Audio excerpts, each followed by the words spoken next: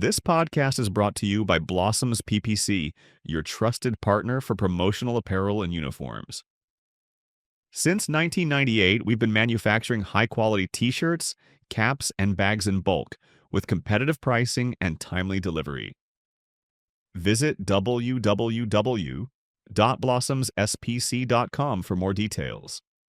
Hello everyone and welcome to the Backbenches podcast. On today's episode we have Mr. Ayan Nagpal, and let's start the podcast by getting to know a little bit about you.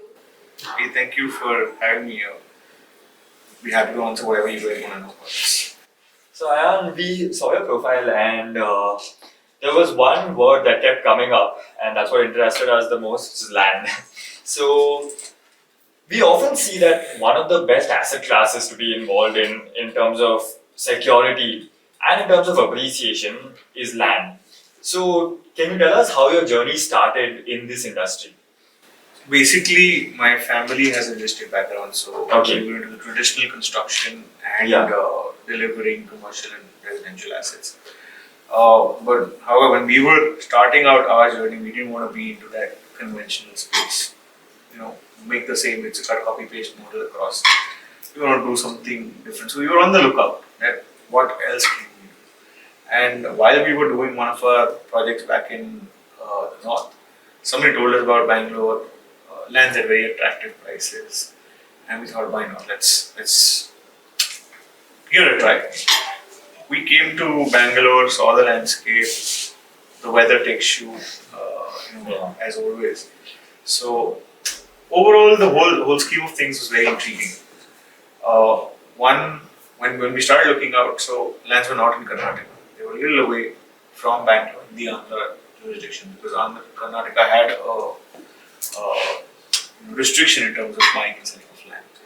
But still, we were in like an hour and a half or 2 hour drive off Bangalore. So we were still pretty close to the city, and the prices were very, very attractive. They were single digit prices that time. So Might I ask which year? this is 2012. 2012. Okay. Yeah, so it was like a couple of lakhs in a single digit for an acre. Yeah. Back in the time when you compared those prices to the prices of land in another part of the country, it was nothing. Yeah. And that was something which is very intriguing. That major upcoming metropolitan city growing very well, lands at this price, let's go have it. So idea was always jahan tak main dekhu meri land. So that intrigues you. So that's where the whole scheme of things started. That's what we wanted to explore when we came down here. And then once we were here, we saw the whole landscape, how things are working. There were two things which were very clear since day one. In the southern part of the country, there are two things which are very, very high in demand: land and gold. So that notion or that thing apart, because we came here as investors, not as to start a business. Yeah. Language was a very big barrier that time. We didn't know the landscape. We were still very young, so we were still learning. Not that we were in the trade and we knew everything about it. But somehow the whole scheme of things gave us the push that let's try it. We'll see how it goes. So when we came in, it was the first thing that we wanted to do was try it ourselves. Are we able to even succeed in buying and holding land here? Because we didn't know anybody. We didn't know the language, we didn't know the people, we had no network. But then when we started out, we started taking baby steps, learned the whole place. And I think one smart thing that we did before we put down the money is we learned about everything. What are the laws of the state? What are how do people function here? What are the guidelines that you need to work around when you're looking into this kind of space? So I think that homework that we did as the first step really helped us.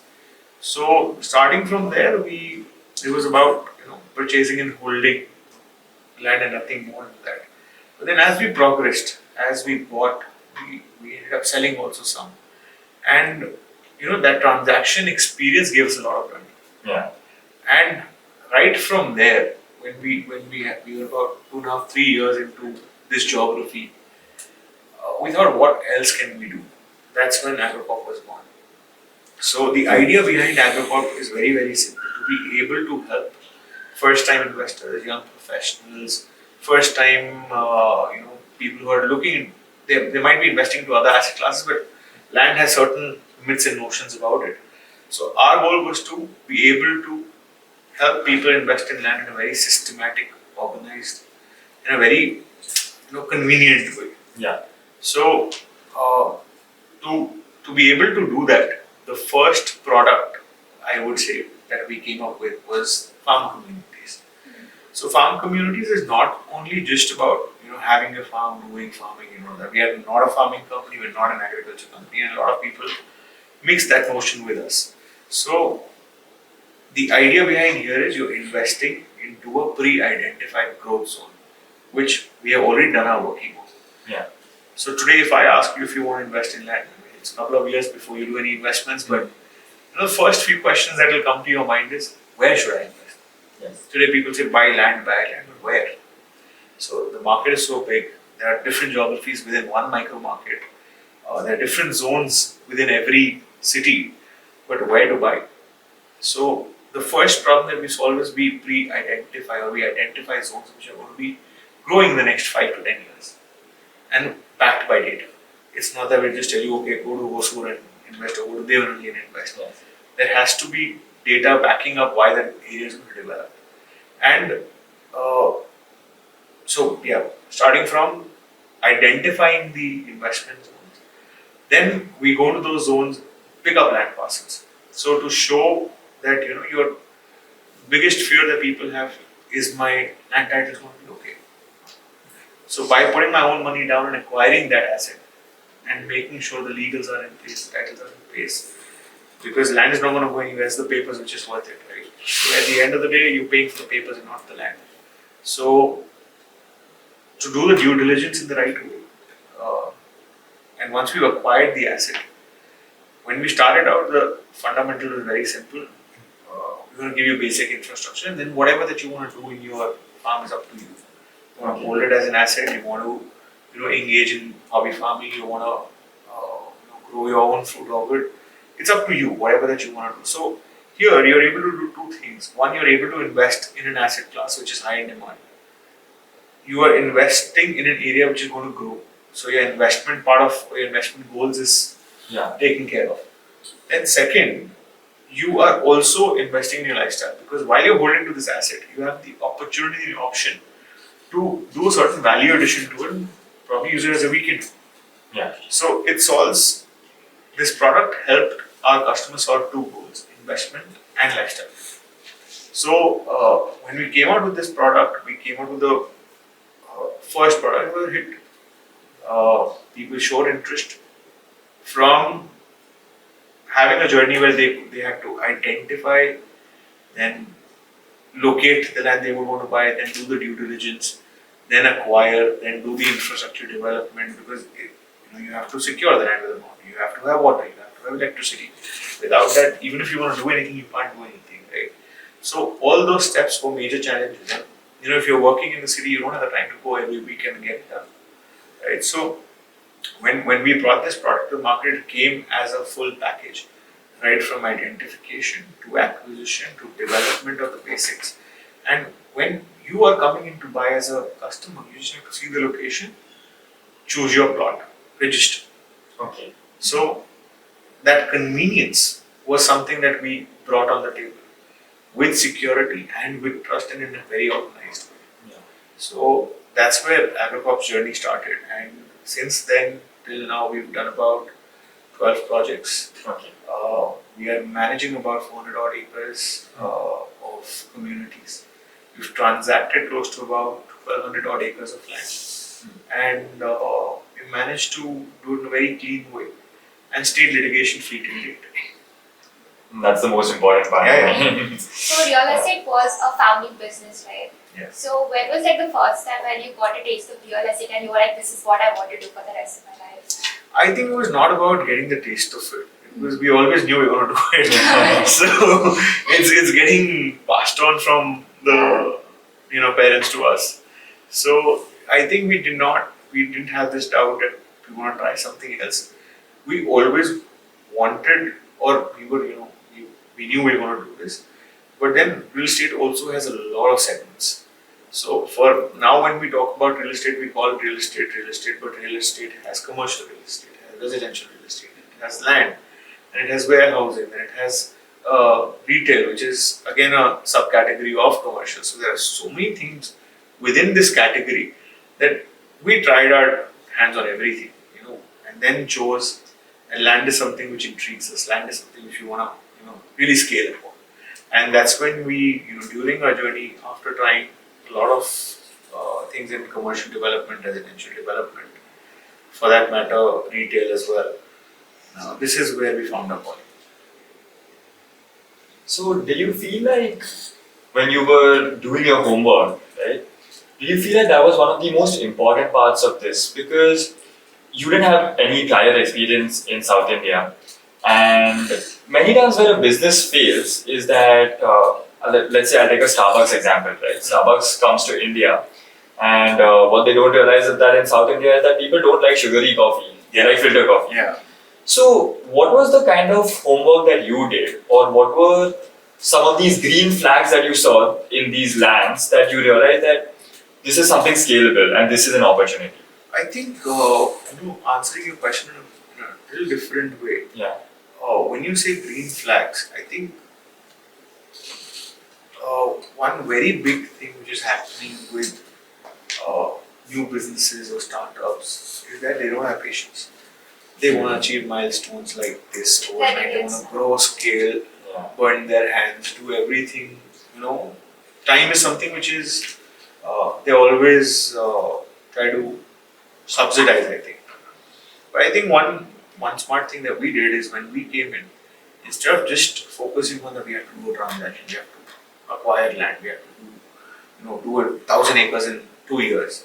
We didn't have any such notions. We wanted to understand. We gave it about 2 years and transaction experience along with it, with our own money, with our own capital, to understand what the market is. We met the top lawyers in the city to understand what the law is. We met the local office to understand what the local guidelines are. We met a lot of local people who were already dealing in the land space there, to understand how they are transacting. I think patience is something which is very, very important. And along with the patience, I think learning is something very important. So you have to be patient, you have to be open to learning. And once you've learned and experimented with a small thing, that is when you actually want to scale it up. So although we started in 2012, I think until 2017 we didn't scale up. We were doing baby steps. Okay. 1 land, 2 lands, 3 lands, 4 lands. And then once the transaction got set, 2015 was the first project that we came out with. Mm-hmm. So the 12 projects are not in the last 12 years, 12 projects in the last 9 years. Right? So your first 2-3 years of gestation period is where we focused on how to learn. I mean, what to learn, how to transact, what does the customer want. We were constantly trying to identify, is there even a market for what we want to do? And the journey from, or the decision from just buying land and keeping it for ourselves to making it a business here, I think that evolved over time while we experienced everything. So for you, turnover was very important because, like you said, if you had the aspirations that we'll try to acquire 1,000 acres, then in terms of cash flow, there wouldn't be any because it becomes so hard. So clearly, like, cash flow was one of the major things that you guys mastered, right, in the early days. So, for example, how long were you holding land at that point? Yep. To be honest, there was no fixed period of it. Okay. So the idea when you were buying land is that till the time land is there, just as land is just as land. The minute activity starts on it, you start cleaning it, you start boundarying it. That's when people actually get to know this, something's happening on this land. And if it's in the right location, in the land business, this factor location is very, very important. So if I have to, do on a scale of 1 to 10, how important the location is, it's probably 8. Then it's the quality of water, quality of land, and all of that other stuff, the contour, how level it is, how unleveled, how rocky it is. all of those things. But yeah, you have to be in the right location. And fortunately, when we entered the space, we were in the right zone where investment mindset was picking up. Given the government restrictions, that was the only zone closest to Bangalore which was transactable. So we were, I think, in the right space at the right time. And as soon as I'll tell you our first land story, we bought the first land. Next day morning, it's a 50-acre parcel that we bought. We're taking around, the boundary getting done, and all of that is happening. And just out of the blue, some gentleman comes. He's like, "I want to buy this from you." We were like, "Okay, we bought this 2 days back. Somebody's going to give us an offer, and why not?" And I think in about those 2 to 3 days, and it took about a week, 10 days for us to conclude. I sold at double the price of what I bought. There's no way. Yeah. I sold at double the price of what I bought. Okay. Yeah, so I think it was a very good experience for us. That's a great experience. Yeah, so it took us about 6 months to get that land together. And the minute we started activity on the land, somebody came and they're like, "Okay, if you're selling, we want to buy. We're happy to sell if you want to buy." And then we negotiated, and it was in a couple of days, we exited almost twice the cost. That's where our first learning was, that people are willing to pay for convenience. Yeah. Yes. Yeah. When we entered, and we spent 6 months in doing everything the right way, getting the paperwork together the right way, getting the land shape out the right way. So as soon as somebody saw that there is a land at the right location, in the right shape, in the right way, they were willing to pay a premium for it. And I think like this, I think I have got, in the first 2 years, we must have done 7-8 such transactions. What's like Okay. the craziest deal you've had until now? Like a crazy story about any business deal? This one for sure. Yeah, this one for Are there maybe sure. like more crazier ones? There are so many, to be honest. There's so many at the back of my head. Because, one thing which we always did, even though, we were doing the business part of it, but we were young when we entered the space. I think we were 21 when we started working and started. Okay. We were 21 when we first time came to Bangalore. So, and 22 we did our first transaction. So we had this realization with us that, even if the cards are playing right, we need to be careful. Yes. So, yeah, I think that notion led us to do a lot of things. So, for example, when we are buying land, we're there on the ground. When we are getting the work done, we're there on the ground. In those early years, we invested our time, not just money, we invested our time and presence there to learn how things happen. When we started doing projects, we were doing site visits also. Because how else will you understand what the customer is looking for, or how will you understand the customer mindset? We had no prior experience. We were a very, very young team together, all of us, and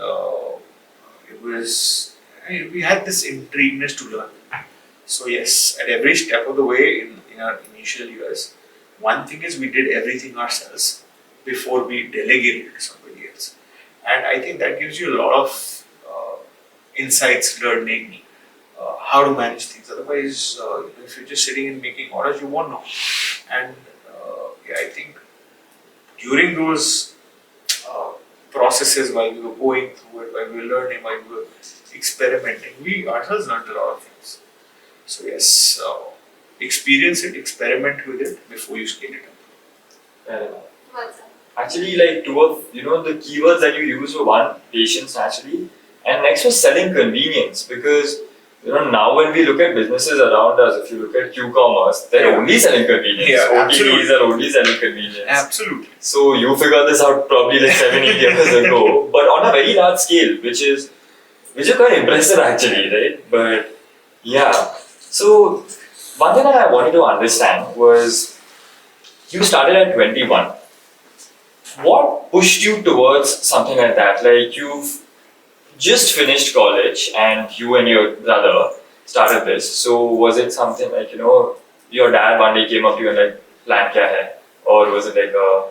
No, to be honest, we lost our father while we were in college. Okay. So, and while we were finishing our studies, my brother had joined work before me, and I was finishing my last year that time. And then uske baad, we had to figure things out on our own. And while we were experimenting with which segment of real estate that we wanted to really get into, I think this is where we found the volume. So we experienced residential construction, we experienced commercial leasing, we experienced commercial construction, where it was like very cut copy paste. There's no innovation. You're not doing anything innovative there, and also scale. Back in Delhi, with a limited capital, you could only do a limited amount of this thing. It was never acres. It was a couple of square feet. And if you talk about for 5,000 square feet residential construction in Delhi, you would need about, at that time it was 12, easy between 10 to 15 crores to do that. Yeah. And whereas with the same amount of money, we could do much more here. And when we came, we experienced, we understood the landscape. I think it was a very conscious decision that we took that, yeah, we have an opportunity to do something at a larger scale with the same amount of money. Why not? Let's do that. And also the asset class that we are getting into. See, you can make buildings as many as you want. You can do construction as much as you want. You're basically building on a piece of land, but the raw material being land, Yes. which is limited. So anything which is limited has more potential to grow than something that you can manufacture. So if I want to do a 5 million square feet residential project, I would probably need close to about 1,500 acres of land. But if I want to do 100 million square feet of land acquisition, it's close to impossible in the current scenario, right? So land is limited, and land is high in demand, and land has the most potential to grow in terms of natural appreciation out of the all asset categories in the real estate sector. So yeah, I think that was one intriguing part, one part which we always knew, and we wanted to expand our working in this space.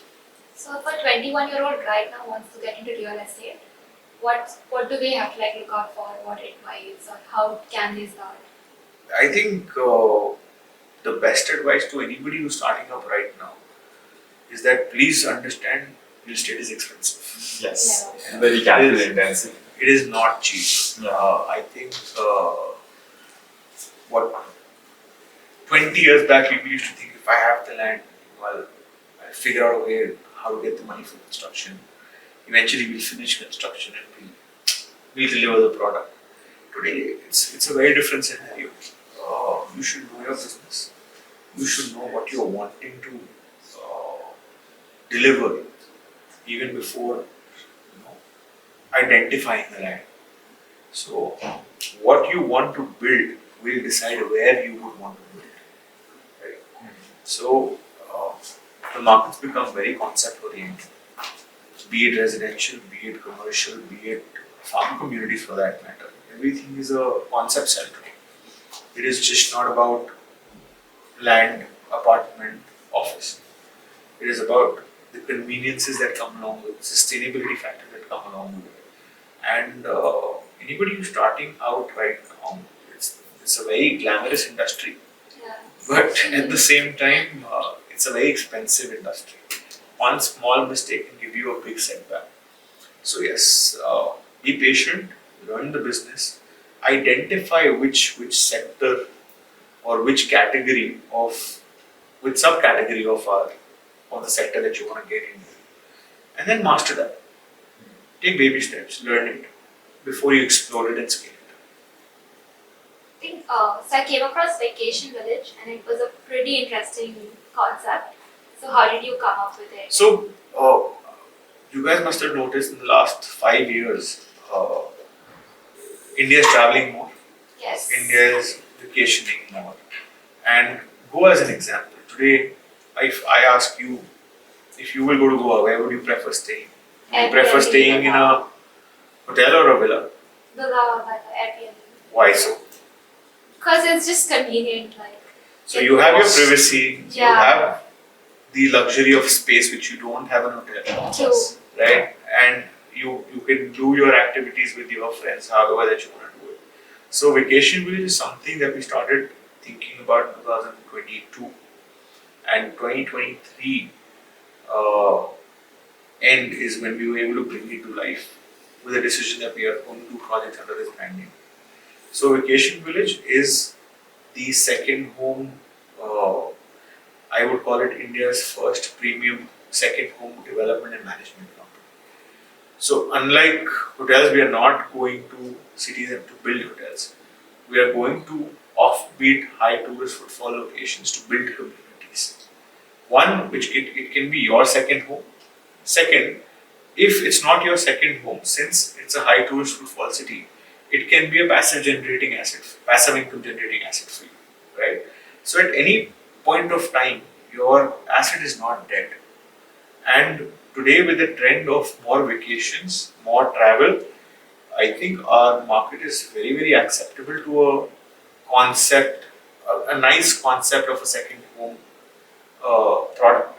And under Vacation Village, our goal is in the next 5 years to be present in almost every high tourist footfall city in the country, and probably venture outside the country as well. But yeah, we definitely want to be in every high tourist footfall city.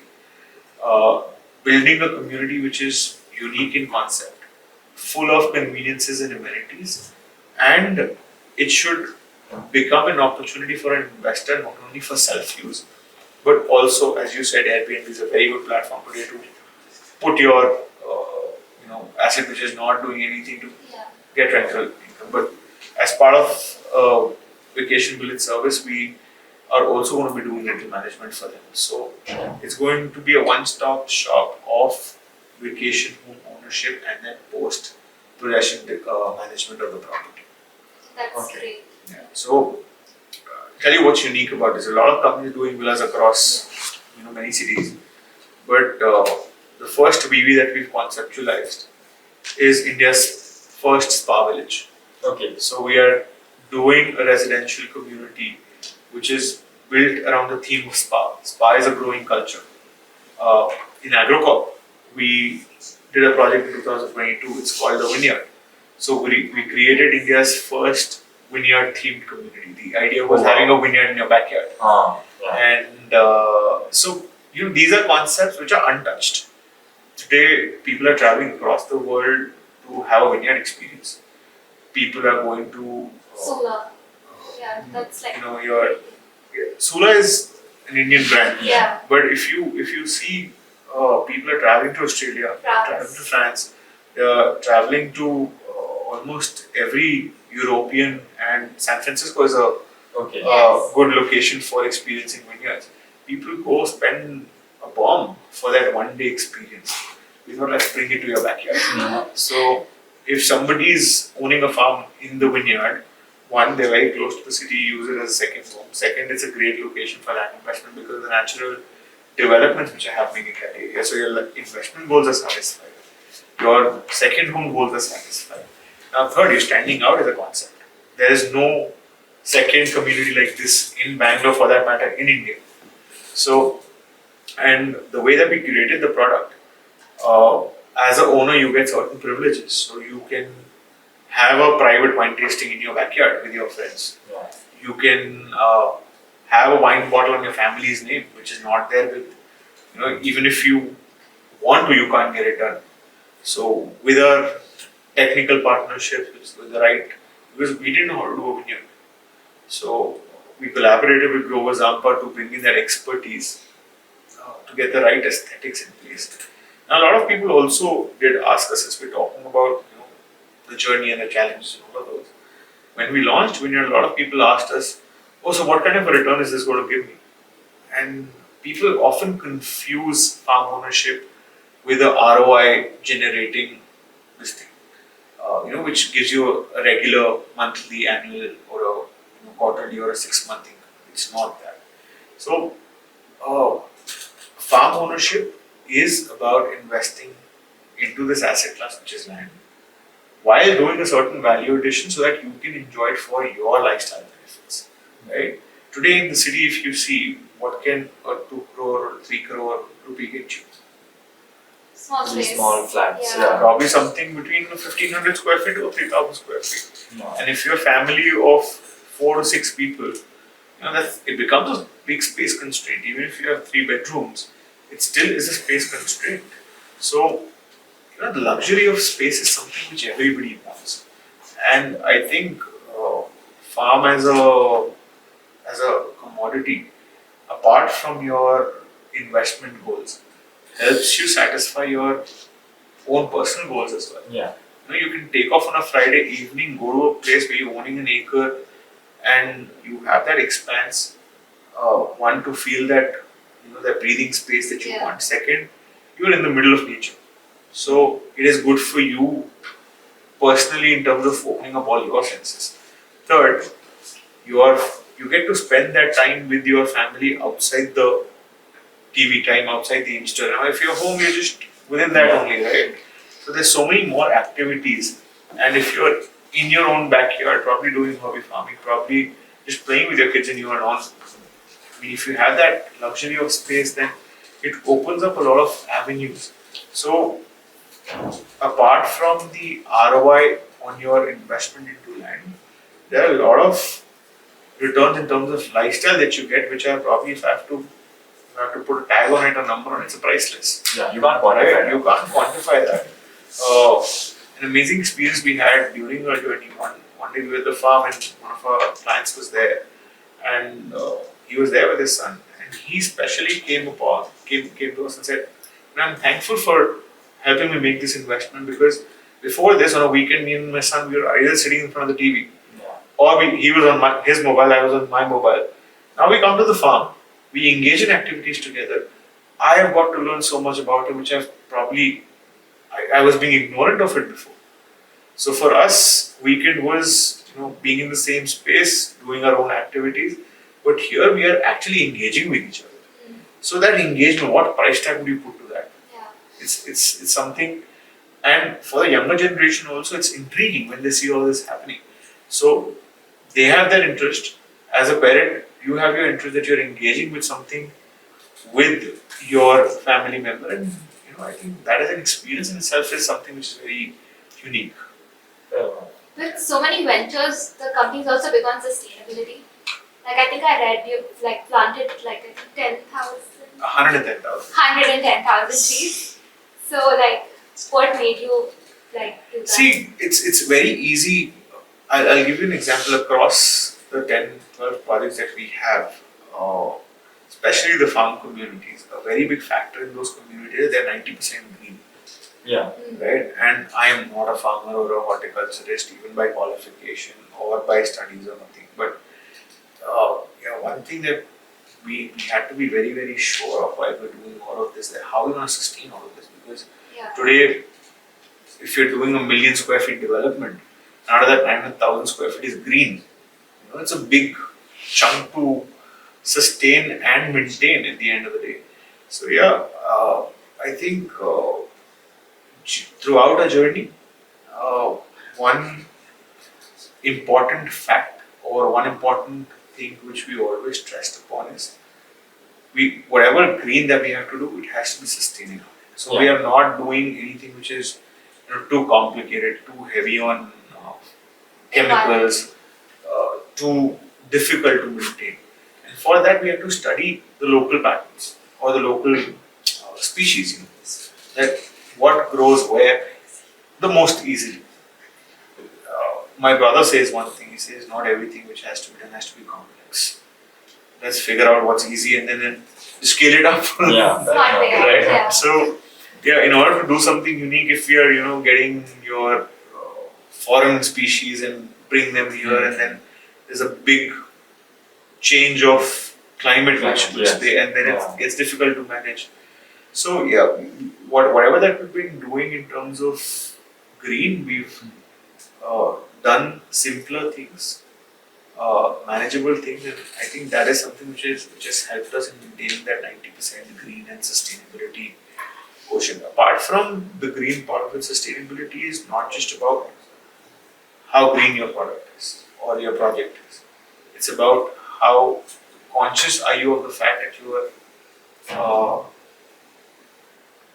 how conservative are you in terms of water usage? Yeah. How conservative are you in terms of not harming the area or the soil that you're working on with chemicals? So in terms of all of that, I think we've been very thoughtful a lot of our communities are almost 99.9% chemical free. Okay. So, and I think when we were thinking sustainability, not getting into complex things to start with really helped us do that. So, sir, right off camera, you were telling me. No, sir. Still young. But yeah, you were telling me that, money is a consequence, right? And for our generation, that would be quite a difficult concept to even digest, In what world is money a consequence? See, if the driving force behind your actions, or if your sole aim is money, Yeah. then it's never gonna be a success in the long run. You have to focus on what value you're delivering, what actions you are doing to deliver that value, and money is a consequence of that. Yeah. So, irrespective of the fact, if you don't do your action right, you still might not get your money. Yeah. If you do your action right but not consciously, you still might end up in a negative. And the whole idea about business is to be in a positive at all points of time. Yeah.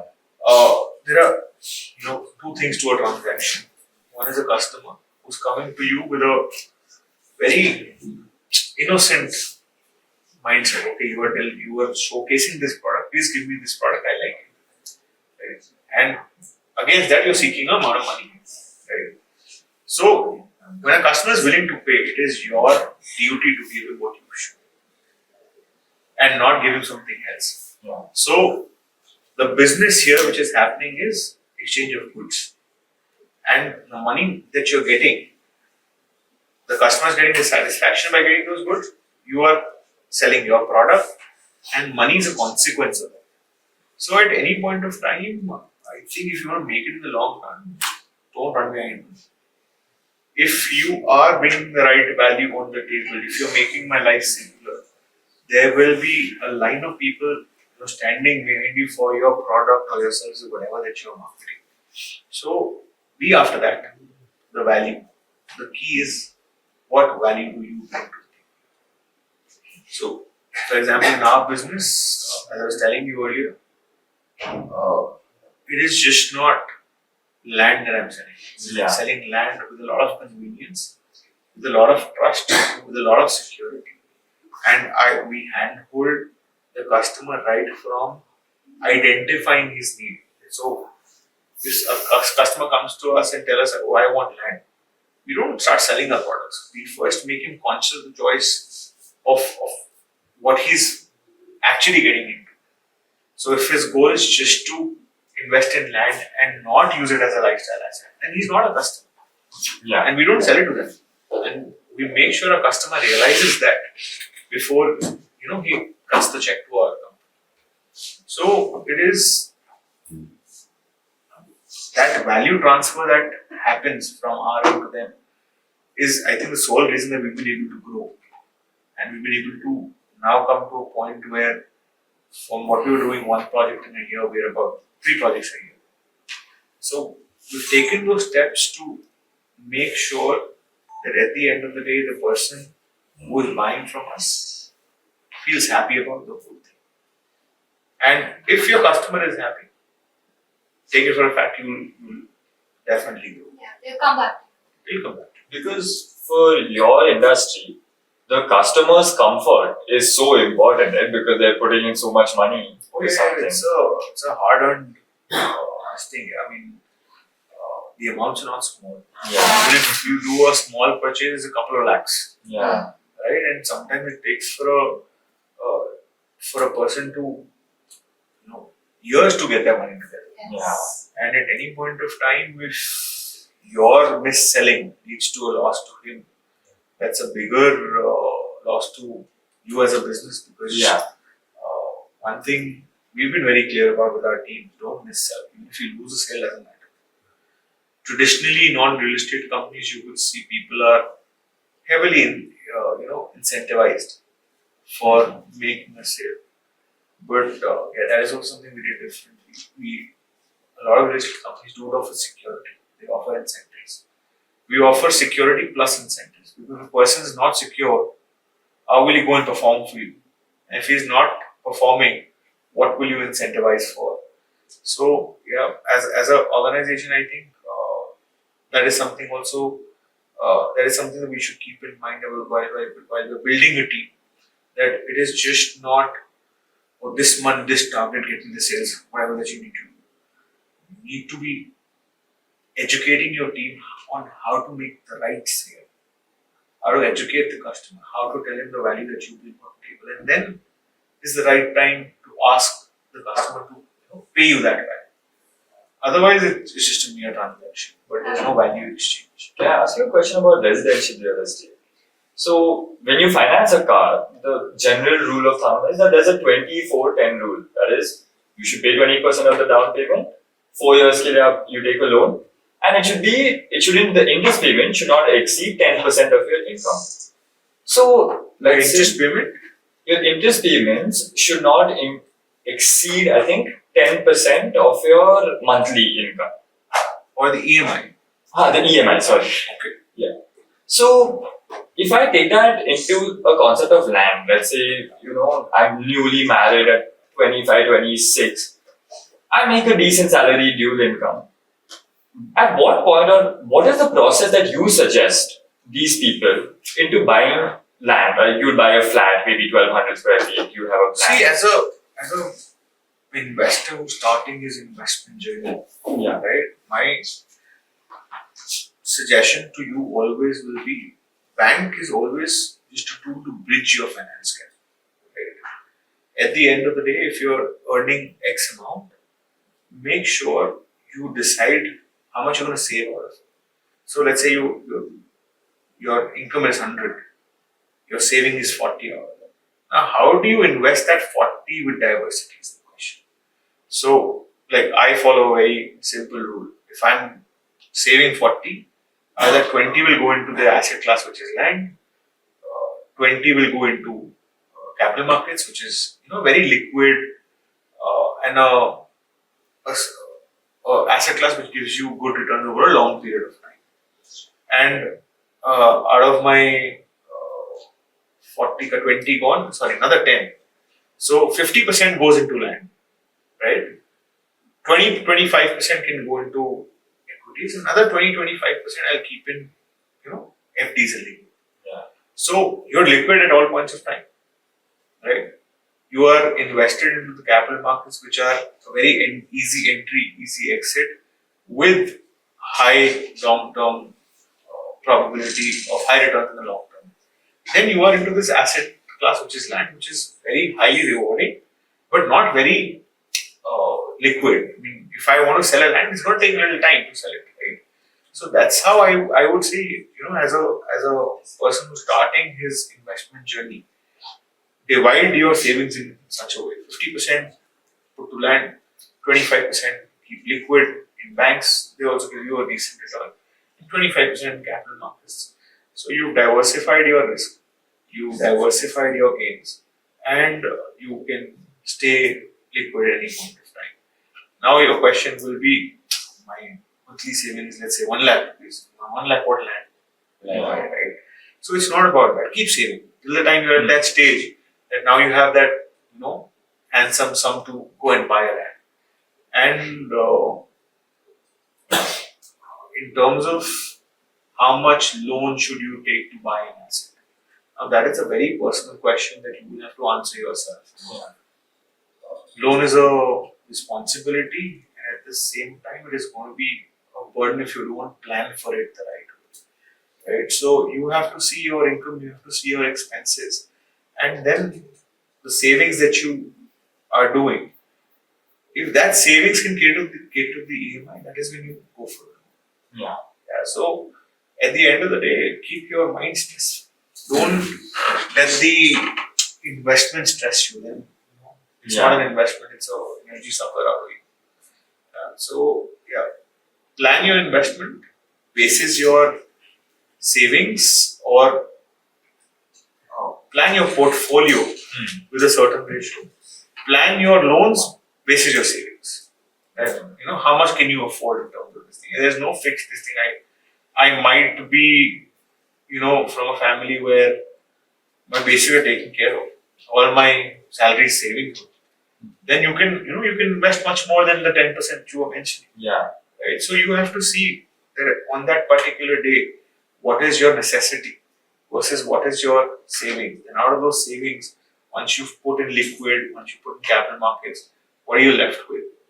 And then you decide on how much loan you can cater to. So not everything has to be done the hard way, keep it simple. That brings me on to my next question actually, which is, say I'm saving maybe 8 lakhs a year, and this is my savings that's going towards real estate. Is tokenized real estate the future for Gen Z, or should you just bite the bullet, save it for 8-9 years, and then actually invest into acquiring land? See, tokenized real estate is something very new to the market. Yeah. The only thing, yes, it's a great way to invest because you're able to, reap returns for a large scale asset, give you a very small amount. But the exits are still not clear. Yeah. How do you exit? Let's say tomorrow you want to sell your this thing. Are those exits very doable? So that is something in terms of commercial real estate that is happening right now. Exits have also happened. So that is something which is still a little more organized than the other tokenized thing. For example, if you start doing holiday homes, you will start doing lands as a tokenized investment as well. But it's still maturing.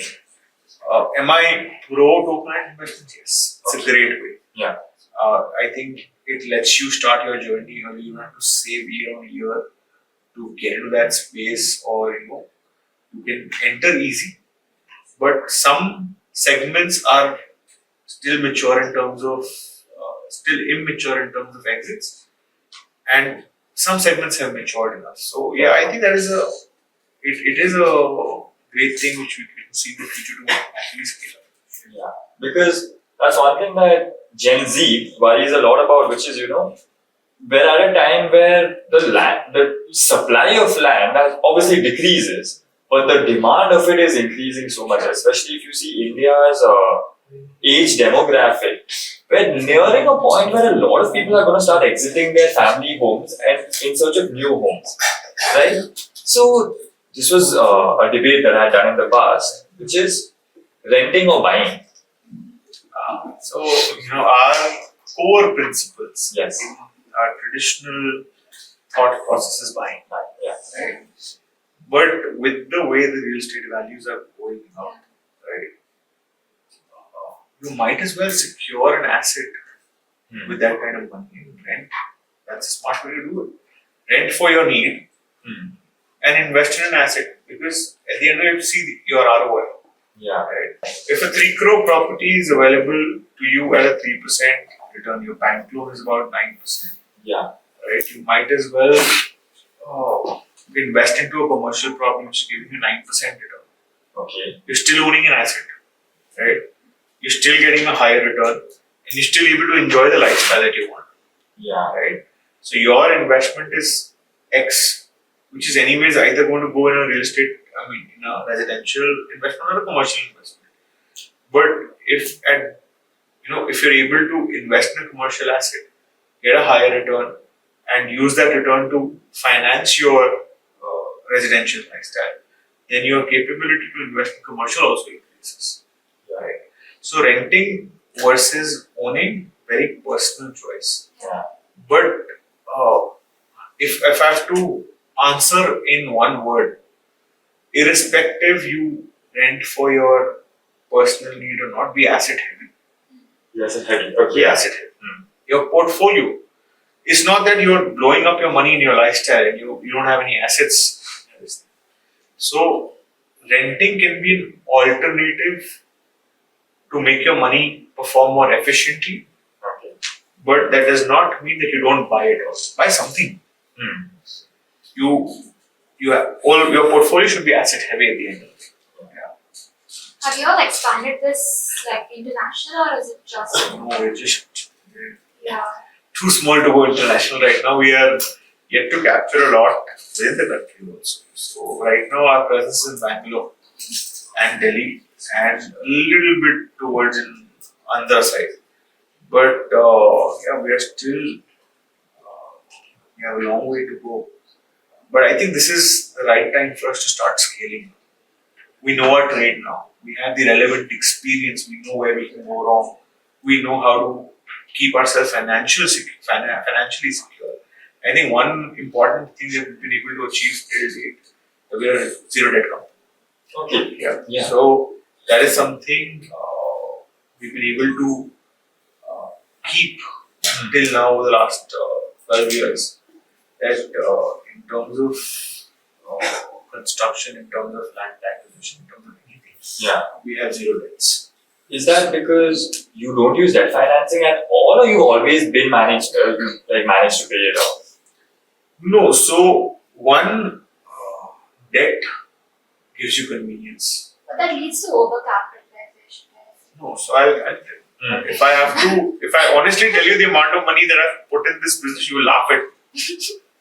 So yeah, you'll laugh at me. How much We have can you bleep it out. We've reinvested our profits. Yeah. That is something that we have done smartly. Okay. We've not misused our money. Right? So as a business, if you're not able to sustain your expansion, sustain your day-to-day things, then what business are you? Yeah. Right? So a business is supposed to give you enough to sustain yourself. Yeah, sometimes you need bridge finance. Yeah. So it's a very short-term thing that you would need, right? Not as a long-term thing. But I think that is something we are proud of, that we've been able to sustain it this way. And till now, we've not taken any loans to either buy an asset or fund the construction. We've always worked our sales cycles efficiently so that our projects are self-sustainable. Yeah. We've reinvested our profits smartly so that we are always cash flow positive. Yeah. And that's why we've not had any wrong instance with us that where we lost. So that is also something which is very, very important when you're starting out. Yeah. That try to remain as self-sustaining as possible.